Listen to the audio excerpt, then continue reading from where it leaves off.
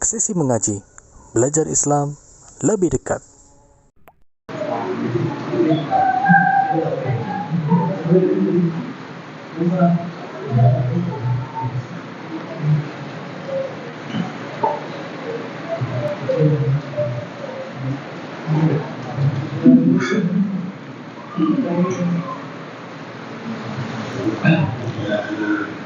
Assalamualaikum warahmatullahi wabarakatuh. Alhamdulillah, assalatu wassalamu ala rasulillah wa ala alihi wa ashabihi wa tabi'in wa man tabi'ahum bi ihsanin ila yaumiddin.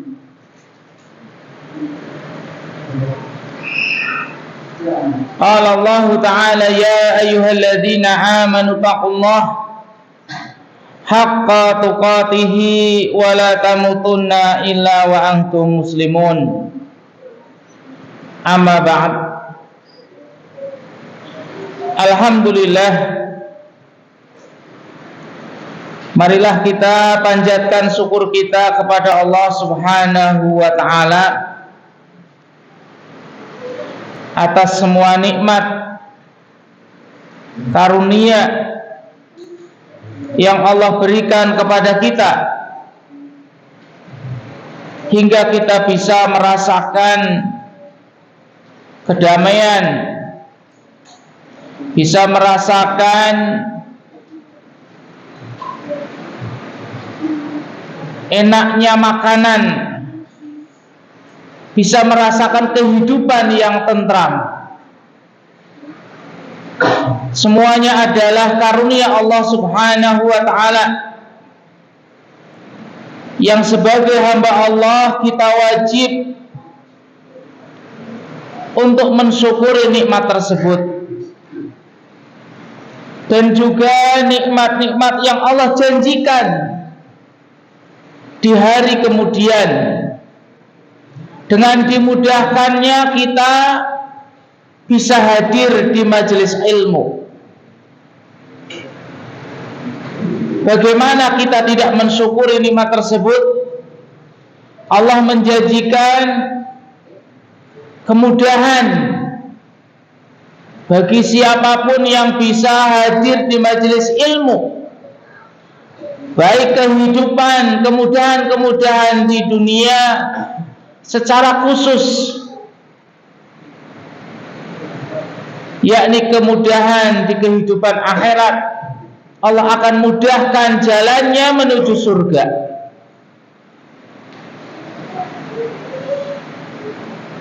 Dan ini yang harus membuat kita, menjadikan kita untuk terus bisa istiqomah dan bersabar, agar kita bisa mendapatkan ilmu.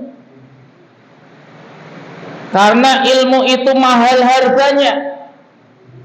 Sebagaimana Allah akan membalas orang yang berilmu dan mengamalkan ilmu tersebut dengan pahala yang sangat besar, dengan kehidupan yang baik. Tentunya untuk mendapatkan ilmu tersebut tidak mudah. Akan adanya cobaan, akan adanya ujian. Untuk hadir di majelis ilmu saja di antara kita banyak mengorbankan waktunya. Mungkin ada acara yang lain yang ditinggalkan, atau mungkin ditangisi anaknya, atau yang lainnya. Ujian, ada yang dilarang oleh orang tuanya mungkin, ada yang tidak boleh, ada yang diperingatkan jangan hadir, bahaya, dan yang lain sebagainya. Tanpa adanya ujian tidak mantap jamaah. Harus kita sadari, dengan adanya ujian membuat kita itu harusnya jadi mantap. Kalau tidak ada ujian, tidak mantap hidup ini. Nah, jadi harus kita sadari hal tersebut agar kita bisa bersabar. dan itu baik bagi orang mukmin. Allah tidak akan berikan kepada yang lainnya kecuali bagi orang mukmin. Semua urusannya jadi baik. Ya, in asabathu sarra syakara. Jika dia mendapatkan kesenangan, kenikmatan, dia bersyukur. Wa in asabathu dharra, jika dia mendapatkan ujian yang tidak ia sukai, sabara, dia bersabar. Dan hal tersebut tidak akan Allah berikan kecuali untuk orang-orang mukmin. Jemaah yang semoga dirahmati Allah Subhanahu wa taala. Terlebih lagi pembahasan yang akan kita sampaikan di kesempatan yang mulia ini merupakan ilmu yang setiap jiwa yang menginginkan kehidupan akhirat secara khusus, ya, akhirat secara khusus, walaupun ilmu dunia itu berakibat di kehidupan dunia, akan tapi secara khusus di akhirat dibutuhkan oleh seorang hamba, yakni tentang tauhid. Dan kita masih membahas tentang munkisatut tauhid, perkara-perkara yang akan mengurangi kesempurnaan tauhid, sehingga seorang mukmin tidak akan menjadi seorang yang muwahhid yang sempurna tauhidnya, kecuali dia meninggalkan perkara-perkara yang akan kita sampaikan. Dan ini para ulama golongkan termasuk menjadi kelompok ataupun bagian asyirkul asghar, syirik kecil. Nah, syirik kecil yang menjadikan tauhid itu akan berkurang, tidak sempurna.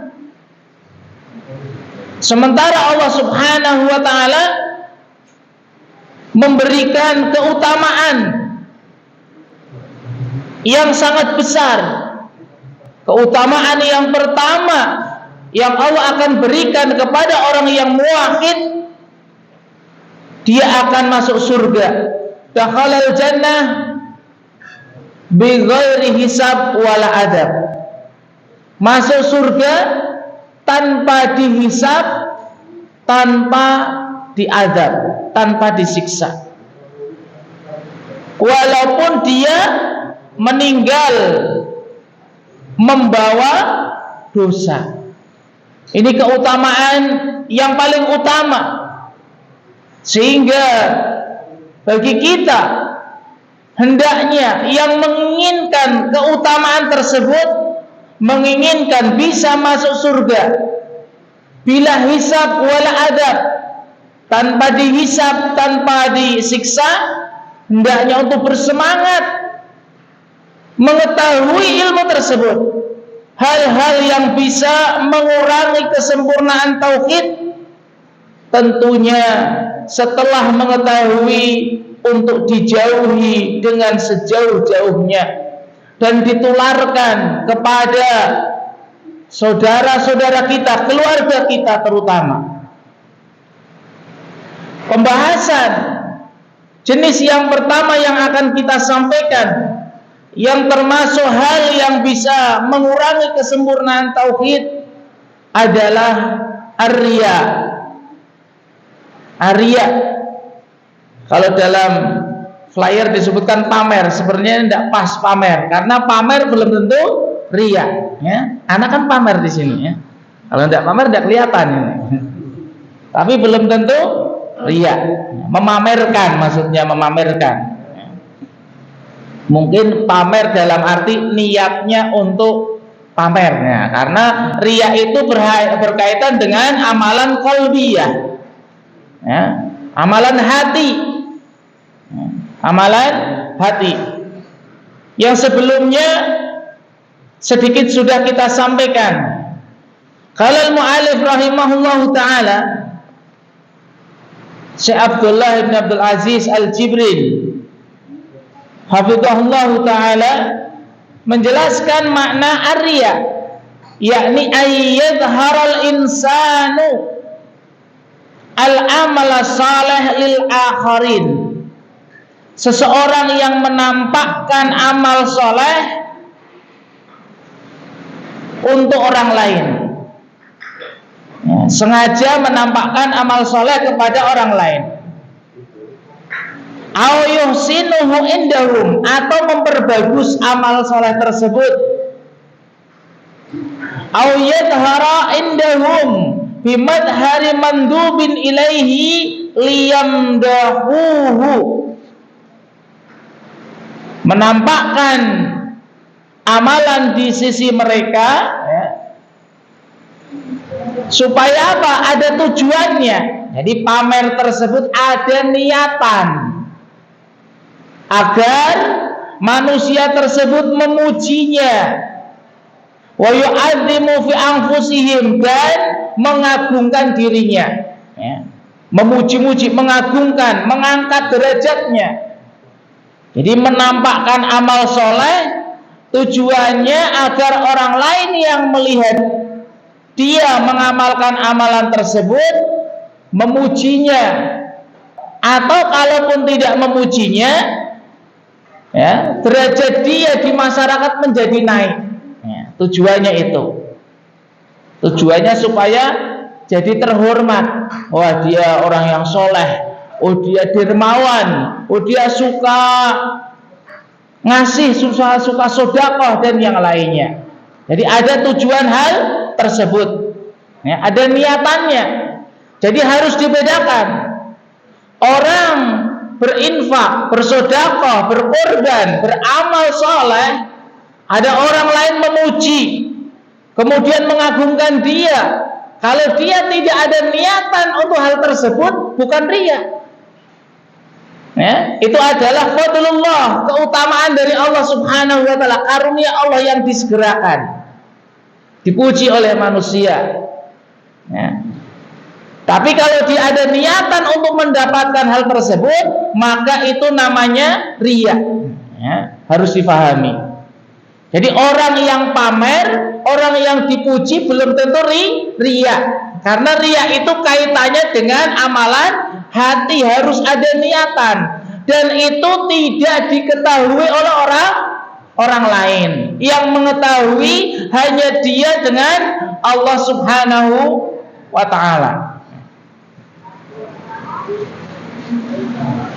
Faman arada wajhallah, barang siapa yang menginginkan wajah Allah, warriya'a ma'an, jadi ketika dia mengamalkan amal soleh, dia ingin dapat pahala, dia ingin dapat surga, tapi juga dia riya, ingin dipuji orang, supaya juga di masyarakat dikatakan orang yang dermawan, orang yang baik, orang yang suka sedekah, orang yang suka sholat malam, orang dan yang lainnya.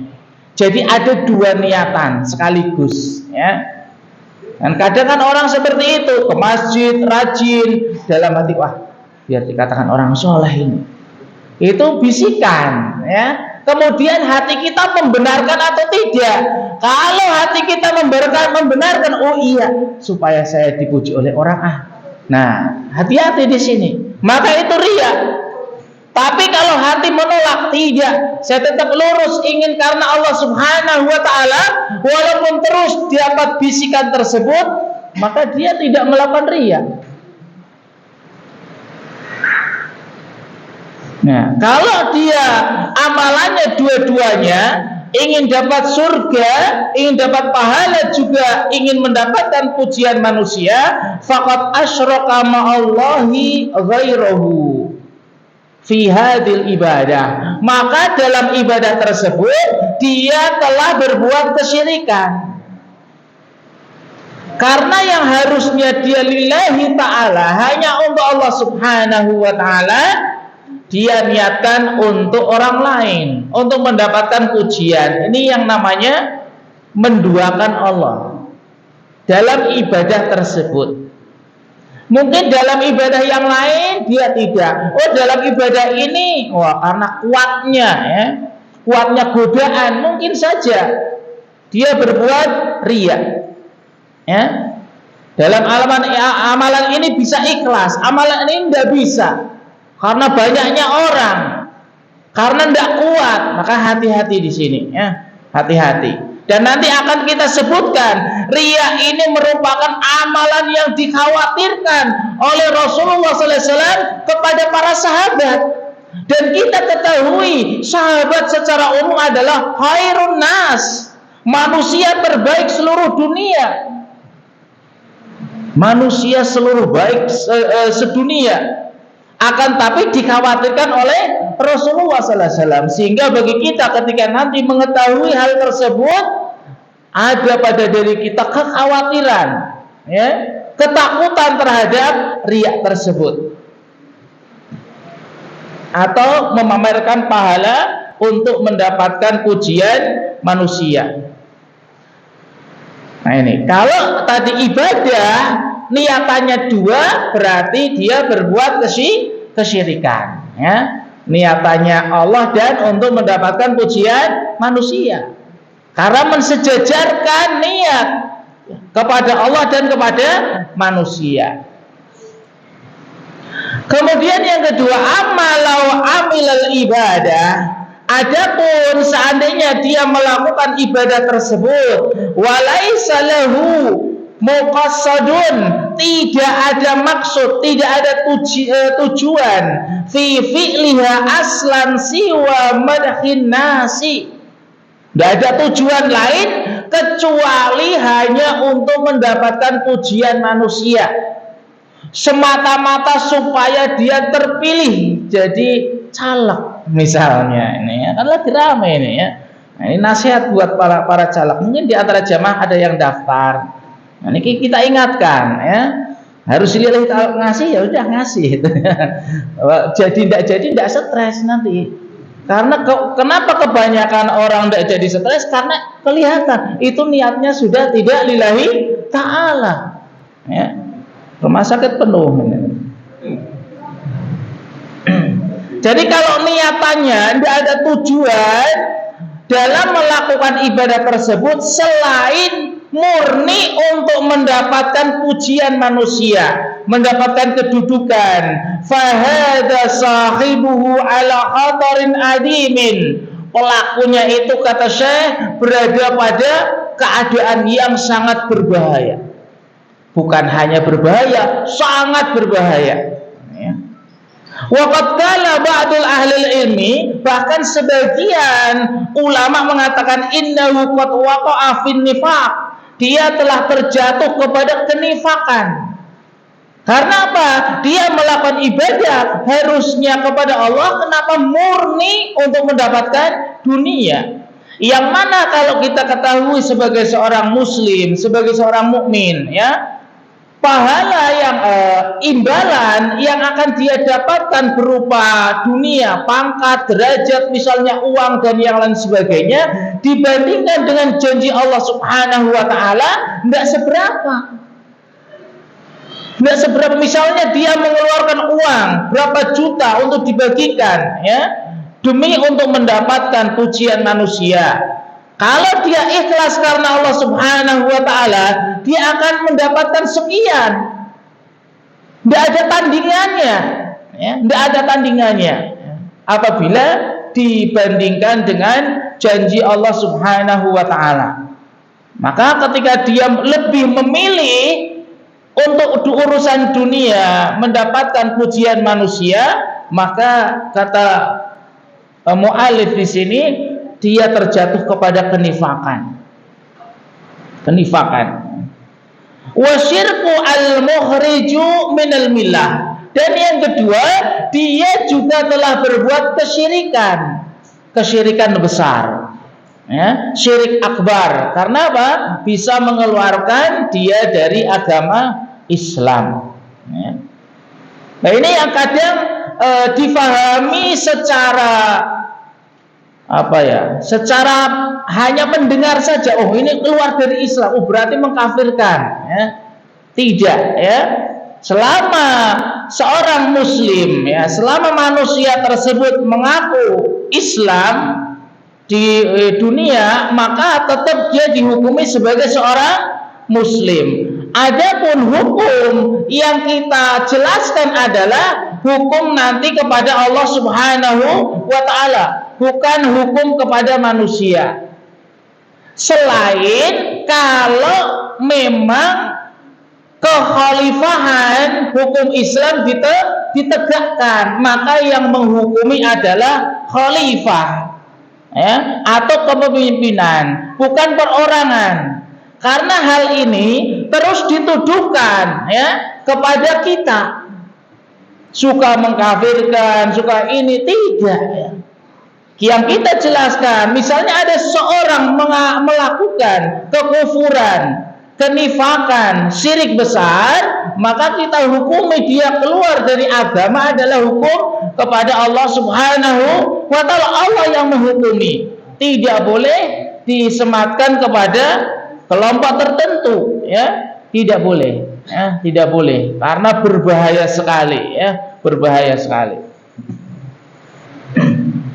Kemudian yang selanjutnya, Warriya lahu suwarun adidatun, di antara bentuk-bentuk riya. Yang pertama adalah ar-riya bil amal, riya dengan amalan. Contohnya adalah kamura'atil musalli bitulir ruku'i was sujud. Seseorang yang sholat dengan memperpanjang ruku' dan sujud, ya. Ruku dan sujud di sini kita ulangi lagi, jangan salah paham, ya. Memperpanjang ruku dan sujud namanya saja sudah riya, berarti ada niatan hati, ada niatannya untuk pamer, bukan memang dia melakukan memanjangkan ruku dan sujud, karena memanjangkan ruku dan sujud adalah afdhaliyah, keutamaan, ya, keutamaan disyariatkan ketika dia sholat sendirian, bukan menjadi imam. Kalau jadi imam, salam nanti tidak ada orang, ya. Nah, karena terjadi di zaman sahabat, menjadi imam panjang sekali, ya. Kemudian ada salah seorang yang mundur, tidak kuat, ini, ya. Malah dimarahi oleh Rasulullah Sallallahu Alaihi Wasallam. Karena ketika jadi imam, ya, melihat yang di belakangnya harus disesuaikan. Contoh yang kedua, al-mura'atu bil qaul, riya dengan ucapan, kasardil adilah idharan li ghazaratil ilmi li yuqala alim. Ya, seorang yang menyuguhkan, menampakkan luasnya ilmu, ya. Pinternya berbicara, pinternya menyampaikan dalil, ya, dalil Al-Quran, Sunnah, qaul ulama dan yang lain sebagainya, atau menyebutkan oh ini hukumnya mazhab ini, ya. Tapi tujuannya riya, tujuannya riya. Kalau tidak riya, ya alhamdulillah, keutamaan, ya, ilmunya luas. Tapi kalau dia tujuannya untuk pamer, maka ini yang dinamakan riya, agar dikatakan alim. Contoh yang ketiga, al-mura'atu bil hay'ati waz-zai, riya dengan penampilan, pakaian, ya, riya dengan pakaian. Misalnya mau ke sawah pakai surban, juga, ya. Ketika ke masjid pakai kaos oblong, nah, itu kebalik ini, ya. Nah, riya. Bukan berarti orang yang ke sawah pakai jubah itu riya, tidak, karena kita ulangi lagi, riya itu adalah amalan hati. Jangan sampai kita sudah ngaji tentang riya mengatakan kepada orang lain yang lagi pamer, kamu riya, salah besar ini, ya. Tidak boleh, karena yang tahu hanya dia dengan Allah. Kita hanya mengingatkan saja, hati-hati, jangan riya. Ya, atau hati-hati dengan riya. Ya. Barangkali oh iya, kan itu amalan hati. Tapi jangan mengatakan kamu telah berbuat riya, nggak boleh. Kaibqa'i athari sujud ala jabhati riya'an. Nah, ini pertemuan sebelumnya sudah kita sampaikan ya, seperti memberikan bekas sujud ya pada ini namanya jidat ya, jidat ya, supaya ini sering sholat malam gitu ya, dijeduk-jedukan ya. Waqad waradat adilatun katsiratun tadullu ala tahrimir riya wa adhamu uqubati fa'ilihi. Ya, telah datang ya, ada dalil-dalil yang banyak yang menunjukkan atas haramnya riya dan besarnya ancamannya, hukumannya. Ya, agar kita benar-benar tidak ragu untuk meninggalkan riya. Tidak ada keraguan, pokoknya tidak boleh riya, tidak boleh. Karena apa? Adanya dalil yang mengharamkan hal tersebut. Bukan hanya mengharamkan, tapi ancaman khusus. Ya, ini salah satu ciri-ciri dosa besar. Ciri-ciri dosa besar ada hukuman khusus nanti di akhirat. Orang yang melakukan ini hukumannya ini. Nah, di antaranya adalah riya. Padahal amalan hati orang tidak tahu, tapi hukumannya sudah disebutkan. Menunjukkan apa? Menunjukkan hal tersebut sangatlah berbahaya. Wa annahu yubtilul amal alladhi yusahibuhu. Dan riya itu akan membatalkan amal. Ya, amal yang ia lakukan. Karena amal sangat banyak, ya. Bukan semua amalannya batal, bukan, tapi amalan yang dia lakukan dengan riya tersebut. Minha haditsu Mahmud ibni Labid radhiyallahu an marfu'an. Di antaranya hadis Mahmud bin Labid ya, radhiyallahu an marfu'. Hadis marfu' ma'udifa ilan Nabi sallallahu alaihi wasallam, hadis yang disandarkan kepada Nabi, marfu' ya. Kalau kepada sahabat mauquf ya. Kepada tabi'in dan seterusnya maqtu'. Rasulullah sallallahu alaihi wasallam bersabda, "Inna ahwafa ma'ahafu alaikum asyirkul asghar." Ini lafadznya banyak sekali ya, dengan lafadz-lafadz yang berbeda tapi maknanya sama. Sesungguhnya yang paling aku khawatirkan, ya, sesungguhnya yang paling di sini memakai isim tafdil, paling, ya, yang paling aku khawatirkan, paling aku takutkan, ma'ahafu alaikum, ya, apa yang aku takutkan terjadi kepada kalian. Kitab ini ya, ketika Rasulullah SAW mengatakan hadis ini kepada sahabat, apa yang aku khawatirkan, takutkan terjadi kepada kalian, yakni apa? Asyirkul asghar, syirik kecil. Qalu masyirkul asghar ya Rasulullah. Para sahabat tanya. Nah, ini pentingnya bertanya. Kalau tidak tahu, jangan sampai tidak tahu tentang agama atau ragu kalian mendam. Tanya. Ustadz itu tidak akan marah. Ya. Mungkin ustadz tertentu kalau ditanya tidak bisa marah mungkin iya, tapi kalau di sini insya Allah ya, misalnya jamaah tanya tidak dilakukan pun ana tidak marah, karena dai itu hanya menyampaikan, benar? Tugas saya itu hanya menyampaikan. Misalnya jamaah tanya itu tidak sesuai dengan jamaah keyakinannya, belum sesuai, kita tidak marah, dikembalikan kepada jamaah. Semuanya dikembalikan kepada jamaah, tidak ada paksaan, tidak ada paksaan.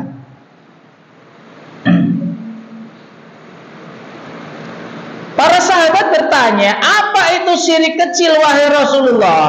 Qala ar-riya, kata Rasulullah SAW, riya, ya, pamer pahala, ya, pamer pahala untuk mendapatkan pujian manusia.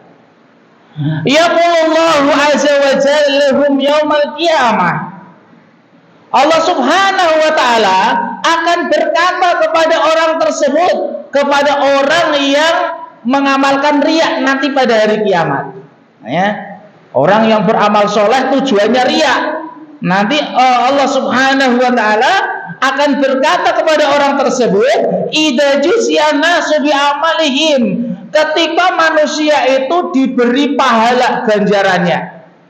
Ya. Ketika manusia, kamu melakukan sholat, ini pahalamu, oh ini ganjaranmu, ini pahalanya dikasihkan.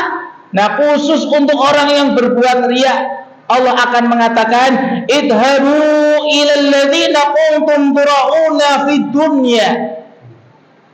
Pergilah kamu kepada orang yang dulu ketika kamu hidup di dunia, kamu itu berbuat riya. Kamu pamer, kamu ingin dipuji, kamu ingin mendapatkan ini, silakan cari orang tersebut. Suruh dicari, kenapa? Karena dulu niatannya bukan karena Allah Subhanahu wa taala, suruh nyari orangnya. Hal tajiduna indahum jazaan, apa kamu nanti akan dapat balasan dari orang tersebut? Ketika sudah ketemu orangnya, kamu dapat pahala enggak? Kamu dapat uang enggak? Kamu dapat rezeki enggak? Enggak dapat. Ya. Ini untuk membuktikan bahwasanya hanya Allah Subhanahu wa taala di akhirat yang bisa membalas, yang bisa ngasih. Mau nanti di akhirat mintanya kepada presiden, kepada apa? Presiden pun butuh kepada Allah Subhanahu wa taala. Dia mendatangi bosnya misalnya, ya. Ketika dulu di dunia berharap biar naik pangkat, ketika nanti di akhirat coba kamu datangi bosmu, kamu minta balasan, minta uang, minta ini, dapat enggak? Nanti malah dimarahi. Saya juga ingin minta kepada Allah, kok minta pada saya? Ini ya, ini pentingnya apa? Kita ikhlas dalam beribadah kepada Allah Subhanahu wa taala. Hadis ini diriwayatkan oleh Imam Ahmad bin Hanbal rahimahullahu taala. Hadis yang kedua, bisanya kurang berapa menit ini? 8. Maksudnya biar pas ini, biar tidak ngambang ini. Berapa? 3 menit. Satu hadis. Dalil yang kedua, hadis Mahmud ibni Labid, sama ini ya, dari seorang sahabat. Hadis yang lain al-akhar, qala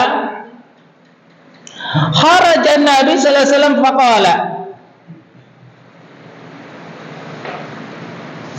beliau keluar, ya, Rasulullah sallallahu alaihi wasallam keluar dan mengatakan, ayyuhan nas, wahai manusia, iyyakum wasyirkus sarair, hati-hati kalian dari syirik yang tersembunyi. Syirik tersembunyi. Namanya tersembunyi berarti orang tidak tahu. Namanya tersembunyi. Kalau Al-Quran ataupun Sunnah mengatakan tersembunyi, mengatakan samar, ya benar-benar samar. Berbeda dengan ucapan kita. Kita mengatakan samar, bagi orang lain mungkin tidak samar. Tapi ini yang mengatakan, ya, syariat. Wahyu Allah Subhanahu wa taala mengatakan ada syirik yang tersembunyi sehingga benar-benar orang itu tidak tahu kecuali dia punya ilmu. Jadi kalau dia tidak memiliki ilmu tentang hal ini, sama sekali benar-benar dia tidak akan terjatuh. Istilahnya seperti itu. Namanya orang tidak tahu pasti terjatuh. Terjatuh pun kalau diingatkan dia tidak tahu. Namanya tidak tahu. Syirik yang tersembunyi. Qalu ya Rasulullah wa ma syirkus sarair. Para sahabat bertanya, apa syirik yang tersembunyi tersebut wahai Rasulullah? Qala yaqumur rajulu fayusalli fayuzayyinu salatahu jahidan lima yara min nadharin nasi ilaihi. Yakni seseorang yang sholat. Orang yang sholat, dicontohkan orang yang sholat. Kenapa? Amalan sholat adalah amalan seorang muslim. minimal sehari 5 kali. Makanya dicontohkan amalan ini, amalan yang besar. Seseorang yang sholat, kemudian apa? Yuzayyinu sholatahu, memperbagus sholatnya. Padahal memperbagus kan baik, tapi memperbagus di sini apa? Karena pandangan manusia yang tertuju kepadanya. Biasanya seperti itu, ketika ada lihat pandangan manusia kepadanya yang sedang sholat, dibedakan, berubah. Yang tadinya sujudnya setengah menit jadi semenit atau 10 menit misalnya, ya. Karena apa? Karena pandangan manusia. Kalau tidak ada orang mandang, dia akan tetap, dia sujudnya biasa 5 detik, ya 5 detik, 10 detik, 10 detik, tetap. Tapi ketika dipandang manusia jadi beda, maka itulah namanya syirik yang tersembunyi, halus. Orang lain tidak tahu, hanya kita, hati kita yang tahu, ya. Makanya hati-hati, ya. Hati-hati. Dan itu kalau kita perhatikan saja, mungkin kita pun terjatuh, apalagi banyak orang lain juga terjatuh, ya. Ini hadis yang diriwayatkan oleh Imam Ibnu Majah rahimahullahu taala. Mungkin ini, ya. Kita lanjutkan insyaallah pada Isya biidznillah taala. Allahumma shalli ala Muhammad wa ala alihi wa sahbi ajma'in.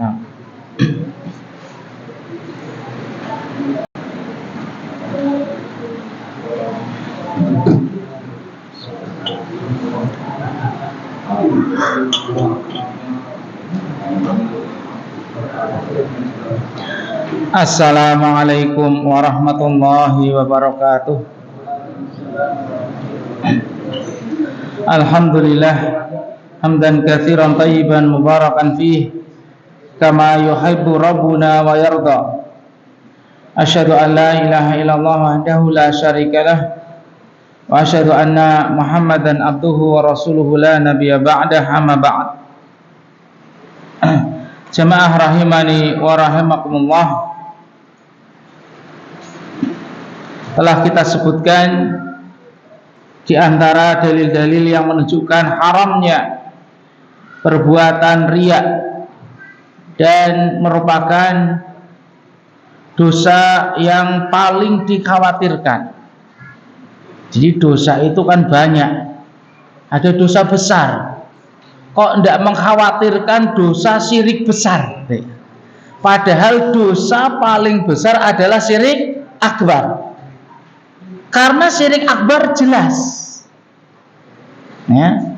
Syirik akbar di pandangan manusia jelas. Sujud kepada patung misalnya, minta kepada pohon, minta kepada matahari, jelas.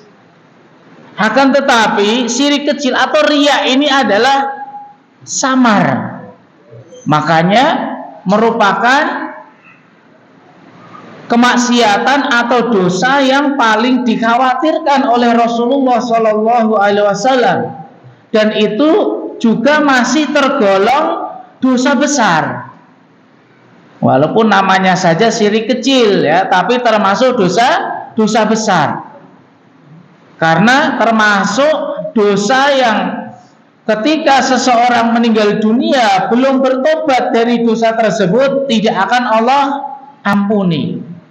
Ya, innallaha la yaghfiru ayyushraka bih wa yaghfiru ma duna dzalika liman yasha. Allah tidak akan mengampuni dosa kesyirikan dan mengampuni yang lainnya bagi orang yang meninggal belum bertobat. Jadi meninggal belum bertobat. Adapun yang bertobat, ya Allah ampuni. Ini diantara dalil supaya kita bisa berusaha untuk menjauhi riya. Kemudian dalil yang ketiga, di antara ancaman yang menunjukkan riya itu adalah dosa besar, ya, terancam secara khusus di akhirat.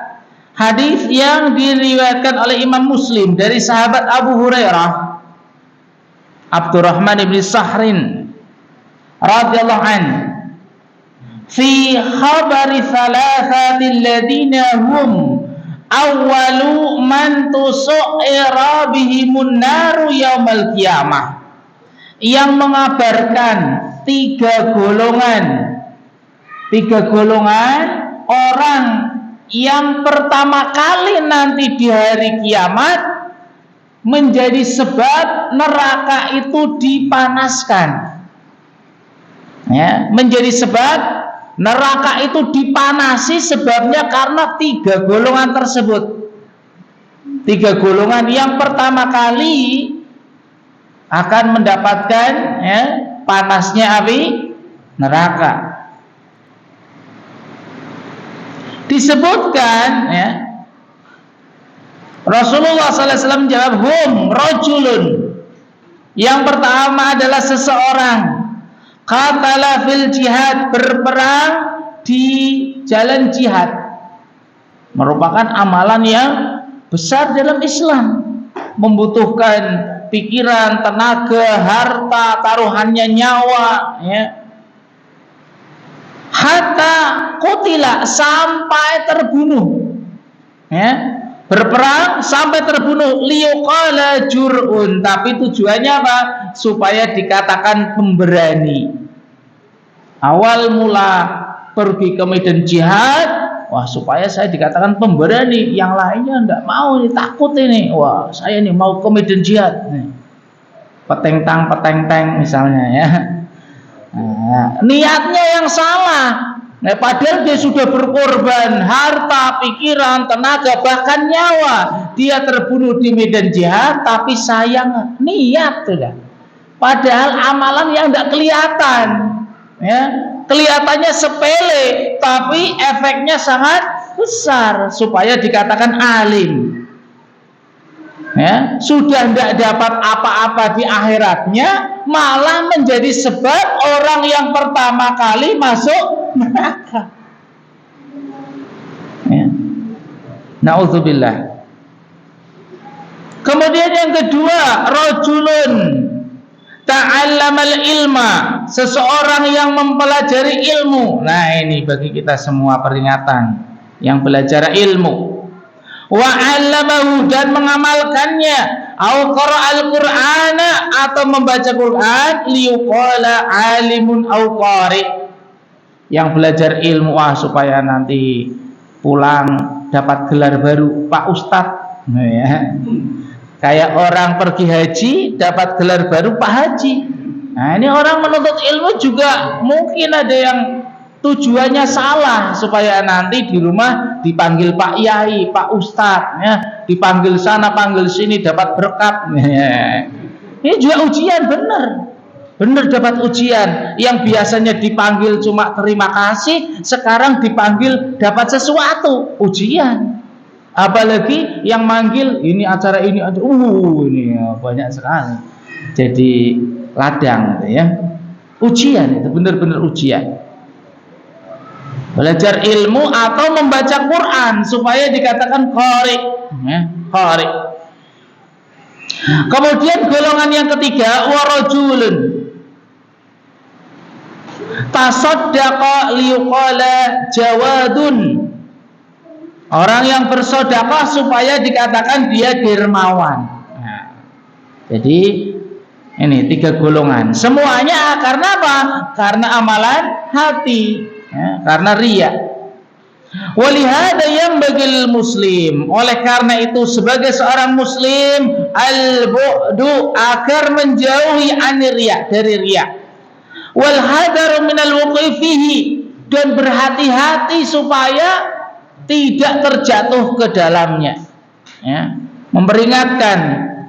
Wa hunaka umurun tu'inu alal bu'di anhu, dan banyak sekali perkara-perkara yang bisa menolong agar kita dijauhkan dari riya. Nah, ini pembahasan terakhir akan kita sebutkan hal-hal yang bisa menjauhi dari sifat riya. Yang pertama, taqwiyatul imani fil qalbi, menguatkan iman. Yang pertama menguatkan iman, tidak ada cara lain. Orang kalau imannya lemah, ya tetap inginnya dapat pujian manusia. Tapi kalau sudah keimanannya kuat sekali, ya, paling dapat pujian, tapi pahala Allah menanti sangat besar. Mengapa saya memilih pujian manusia, sementara pahala besar menanti di akhirat? Ya, ada keimanan, harus ada iman, keyakinan.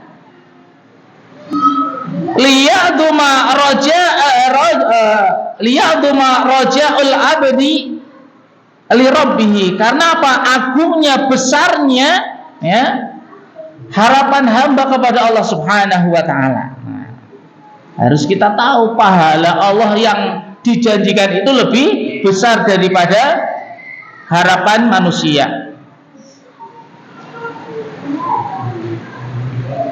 Wali'anna quwwatal imani fil qalbi min a'zamil asbabil lati ya'simullahu bihal abda min wasawisi syaitan.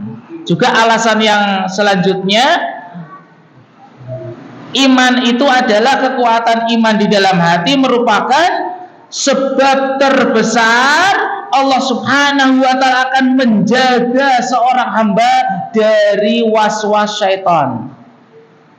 Semakin orang itu lemah iman, was-wasnya semakin besar.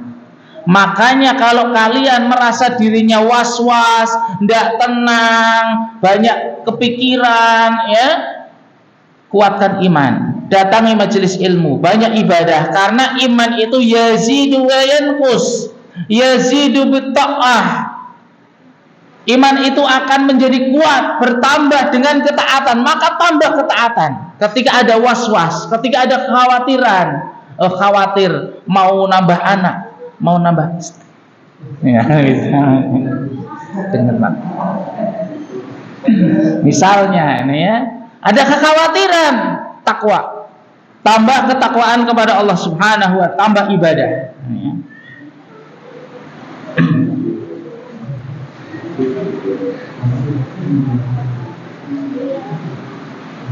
Wa minal inqiyadi li syahwati nafsi, ya, juga menjadi sebab Allah Subhanahu wa taala akan menjadikan ketundukan syahwat jiwa. Nah, yang namanya manusia kan punya keinginan, punya syahwat.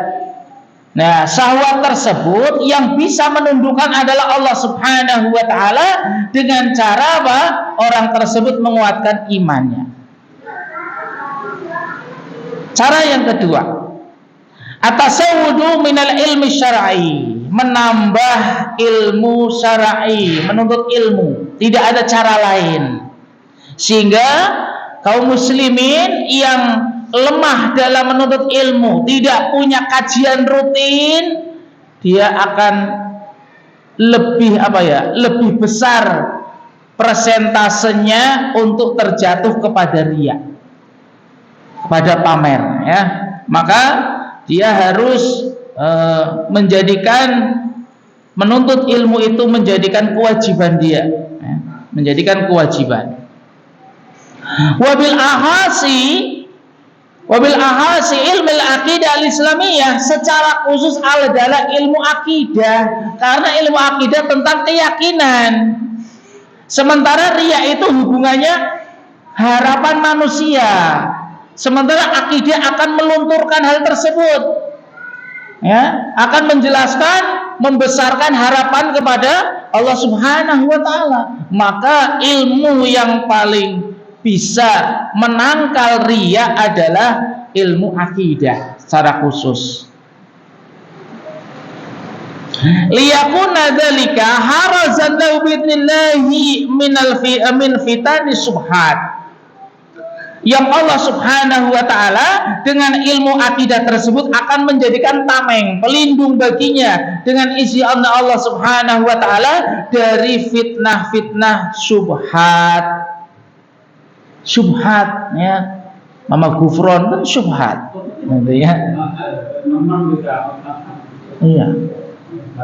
Alhamdulillah jamaah bilang nemen, tapi yang di sana bilang enggak nemen-nemen. Iya.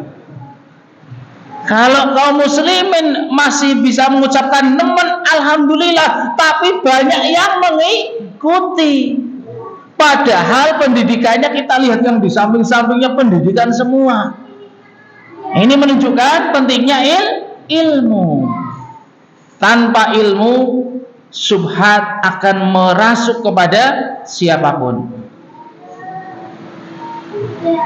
Waliyu'arifa azamata rabbi jalla wa ala ginahu, dan juga akan mengetahui agungnya Allah Subhanahu wa taala dan kaya raya. Kalau kita tidak yakin Allah Maha Kaya, pasti harapan kepada manusia sangat besar. Nah ini ya, semakin kita mengenal Allah, mengenal akidah, ya Allah Maha Kaya Raya, sangat mudah bagi Allah untuk memberikan kita itu kekayaan yang besar. Cuman siap enggak kita? Tiba-tiba datang harta yang banyak. Ya, seperti kita ketahui seseorang yang ke Ka'bah fulus jadi kaya raya, ya. Minta kepada Allah di depan Ka'bah, minta fulus, benar Allah kasih, jadi kaya raya. Kata yang di dekatnya, udah minta surga, enggak, saya minta fulus, pokoknya fulus. Boleh, karena permintaan boleh. Boleh minta fulus, boleh. Allah kabulkan itu permintaan di depan Ka'bah, jadi kaya raya, ya. Dan salah satu untuk menangkal riya, kita harus yakin Allah Maha Kaya Raya, sehingga apa? Tidak berharap kepada manusia. Wada' bil mahlukina wa faqrihim, sangat yakin bahwasanya manusia itu fakir. Sekaya-kaya yang manusia tetap butuh Allah. Nah ini yang harus kita yakini. Sekaya-kaya manusia pasti butuh Allah, juga butuh orang lain. Butuh pembantu, butuh ini, ya. Makanya sesekali kalian datangi orang yang paling kaya menurut kalian. Wah, saya punya teman paling kaya siapa? Datangi. Bahagia enggak? Untuk ukuran benar enggak kata Ustadz, kebahagiaan itu adalah iman dengan menuntut ilmu. Kalau memang kebahagiaan dengan kaya raya, saya mau tinggalkan majelis ilmu. Makanya dibuktikan, datangi orang yang kaya raya tapi tidak berilmu, untuk membandingkan ilmu dengan kekayaan, bahagia mana? Ya, ketika datang nanti akan disebutkan, jadi orang itu mumet, mikir uang, mikir ini, ya, seperti itu, ya. Dan yang sebagainya. Akan tapi ketika kaya menjadikan dia imannya kuat, fadlullah, keutamaan dari Allah Subhanahu wa ta'ala. Fayahmilu dzalika kullahu ala maqtiriya, semua itu akan membawakan orang tersebut menjadi benci terhadap riya, waqtiqarihi, dan menghinakan riya, wal bu'du anhu, dan menjauhinya, ya, dan menjauhinya. Waliya'rifa aidan madakhilas syaitani wa wasawisihi, dan juga mengetahui pintu-pintu masuknya syaitan dan waswasnya. Maka seorang muslim maka akan memperingatkan dari riya tersebut. Kemudian yang ketiga, cara yang ketiga adalah al-iktsaru minal iltijai ilallah, banyak-banyak kembali kepada Allah Subhanahu wa ta'ala, wa du'aihi, dan berdoa, annahu yu'iduhu min syarri nafsihi wa min syururi syaitani wa wasawisihi, ya, berdoa kepada Allah supaya apa? Meminta perlindungan dari Allah dari waswas syaitan, dari kejelekan jiwa, ya, minta kepada Allah. Karena Allah yang akan melindungi, bukan manusia, ya. Wa ayyarzuqahul ikhlasa fi ma ya'ti, dan agar Allah Subhanahu wa ta'ala memberikan keikhlasan kepadanya, ya, karena karunia nikmat itu dari Allah Subhanahu wa ta'ala, bukan wah saya ikhlas, tidak, dari Allah. Minta kepada Allah supaya diberikan keikhlasan, kesabaran, ya, berharap kepada Allah, bukan berharap kepada manusia. Kemudian yang keempat, Tadaqaral uqubatul ukhrawiyah al-azimah, mengingat-ingat hukuman di akhirat. Ya, mengingat-ingat hukumannya, hukuman orang yang berbuat riya. Tidak akan diterima amalannya, akan disuruh pergi kepada orang yang dia riya kepadanya, menjadi sebab yang pertama kali akan dimasukkan kepada dalam api neraka. Ya. Ini ingat-ingat hukuman tersebut supaya menjauhi riya. Kemudian yang kelima, at-tafakuru fi haqaratil murai. Ya, meyakini atau memikirkan, merenungkan bagaimana hinanya orang yang riya, orang yang pamer. Ya, pamer karena riya. Wa annahu minas sufaha, dan dia termasuk sufaha, orang-orang yang bodoh. Walaupun dia memiliki pangkat yang tinggi, kalau orang yang melakukan riya menurut Allah adalah orang yang bodoh. Kenapa Allah menjanjikan surga? Dia lebih memilih pujian manusia. Dia lebih memilih pangkat derajat di dunia yang sebentar, sementara Allah menjanjikan sesuatu yang sangat besar. Misalnya pahala sholat saja apa? Khairun minad dunya wa ma fiha, lebih baik dari dunia dan seisinya. Satu kali sholat, dunia dan isinya. Makanya Allah Subhanahu wa taala menyediakan untuk orang-orang yang masuk surga itu nilai dunia berlipat-lipat. Dunia berlipat-lipat. Nih, pahala yang sangat besar, bukan hanya besar, sangat besar. Karena dunia berlipat-lipat. Sementara kita di dunia hanya titiknya kajen, ya. Kita itu hanya titiknya kajen, baru kajen ini, belum Indonesia, belum dunia, belum dikalikan dunia. Aduh, kita atau memikirkan ini, ya. Makanya semakin kita tahu, ya, yang Allah janjikan sangat kecil, tidak akan berharap kepada manusia. Kalaupun Allah manusia memberikan imbalan kepada kita, karunia dari Allah Subhanahu wa taala. Wasafalah, dan menjadi orang yang muflis, orang yang bangkrut, ya. Orang yang bangkrut karena apa? Nanti di akhirat tidak dapat pahala. Karena dia apa? Demi mendapatkan pujian manusia atau kedudukan di sisi makhluk, dia mengorbankan apa?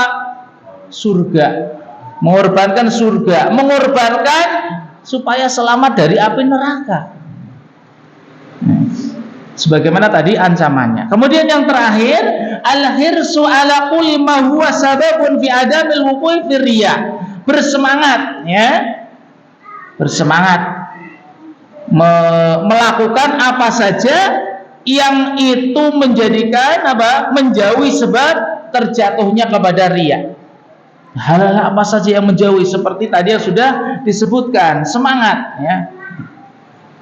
Contohnya apa? Di antaranya adalah al-khirsu ala infa'il ibadatil mustahabbah. Salah satu cara semangat untuk menjauhi sifat riya adalah menyembunyikan ibadah. Sebagaimana kita ketahui, Ustaz kita, ya, rahimahullahu ta'ala, terbongkar ketika sudah meninggal dunia, setiap bulan sekian juta, Masya Allah. Dari sini ini kita tidak diketahui. Begitu juga para sahabat, ya, para sahabat Abu Bakar, Umar, ya, ketika meninggal dunia baru tahu. Yang biasa ngasih kok tidak ada, orangnya sudah meninggal dunia, ya.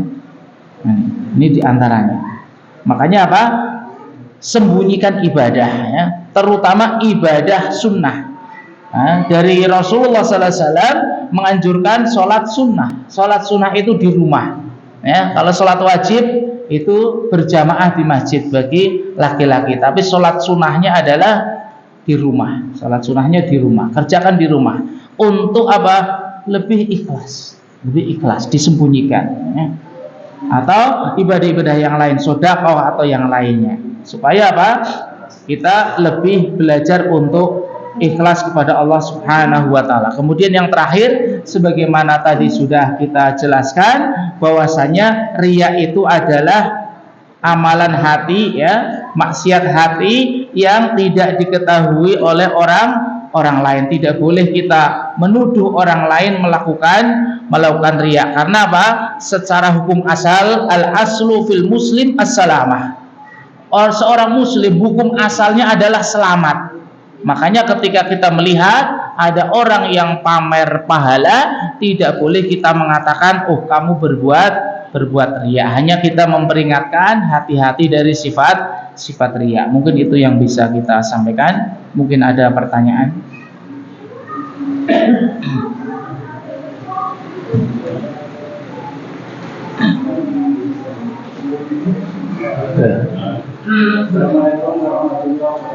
Waalaikumsalam.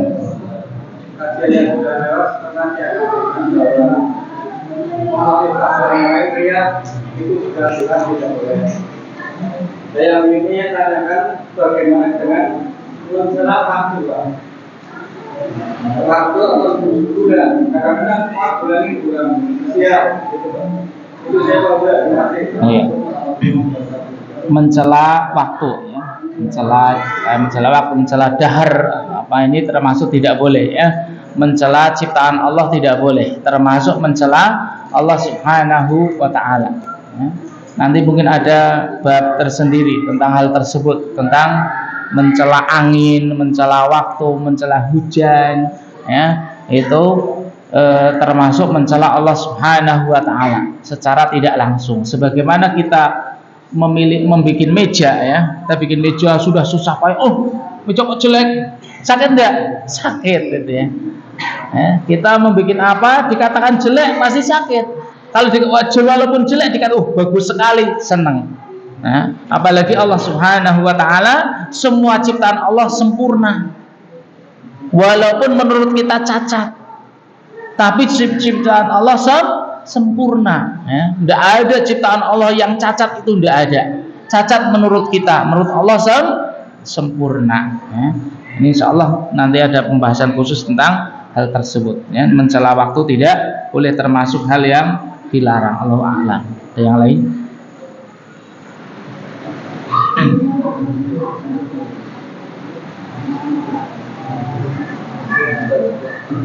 Cukup?